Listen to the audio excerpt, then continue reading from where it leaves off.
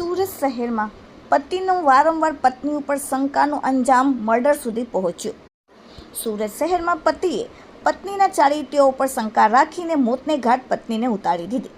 મહેન્દ્રપુરા વિસ્તારમાં પતિ શંકા રાખીને અવારનવાર ઝઘડો કરતો હતો, જેમાં તીક્ષ્ણ હથિયારથી પત્ની પર હુમલો થતાં તેણીનું સારવાર દરમિયાન મોત નીપજ્યું। ઈજાગ્રસ્ત પત્નીને શેરીમાં પડી ગઈ। મહેન્દ્રપુરા વિસ્તારમાં આવેલી ડાંગી શેરીમાં રાજેશ શર્માએ પત્ની પર શંકા રાખી ઝઘડો કર્યો। બાદમાં પત્ની પર તીક્ષ્ણ હથિયારથી હુમલો કર્યો। ગળાના ભાગે તેને વાગ્યું અને ઘા મારીને પત્ની બહાર નીકળતા શેરીમાં પડી ગઈ।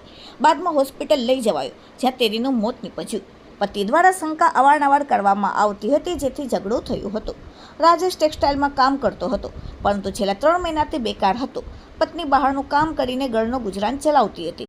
અવારનવાર પતિ પત્ની વચ્ચે ઝઘડા થતા હતા। પતિને પણ હાથમાં ઈજા થઈ હોવાથી તેની તપાસ કરવામાં આવી રહી છે।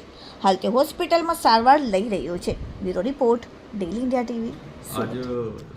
આજરોજ સવારના સમયે મહેન્દ્રપુરા પોલીસ સ્ટેશન વિસ્તારમાં જે ડાંગી શેરી આવેલી છે, ત્યાં રહેતા એક વ્યક્તિ જેનું નામ રાજેશ સંદીપ શર્મા છે, એણે પોતાની પત્ની ઉપર શંકા રાખી અને ઝઘડો કર્યો હતો અને ઝઘડાના ભાગરૂપે એણે પોતાના પત્ની ઉપર ચપ્પુથી હુમલો કરી અને એમનું મૃત્યુ નિપજાવ્યું હતું।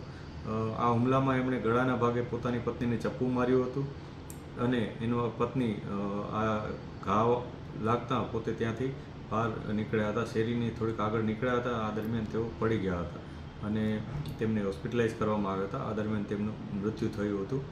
એમના પતિએ અવારનવાર એના ઉપર શંકા રાખી હતી અને બંને વચ્ચે આ જ બાબતે અવારનવાર ઝઘડો પણ થતો હતો।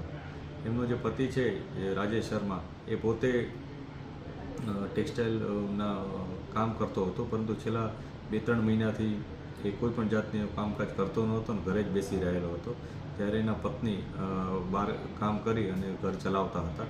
આ બંને વચ્ચે જે અવારનવાર ઝઘડો થતો હતો, તેના પરિણામ સ્વરૂપ આજે આ હત્યાનો બનાવ બન્યા હોવાનું પોલીસને પ્રાથમિક રીતના જાણવા મળ્યું છે। એના પતિના હાથમાં પણ અત્યારે કેટલીક ઈજાના નિશાન છે, તેથી એ ઈજા કઈ બાબતની છે એની પણ પોલીસ કન્ફર્મેશન લઈ રહી છે અને એ મુજબ આગળની કાર્યવાહી કરીશું। અત્યારે એના પતિ હોસ્પિટલમાં છે અને પોલીસ ત્યાં હાજર છે।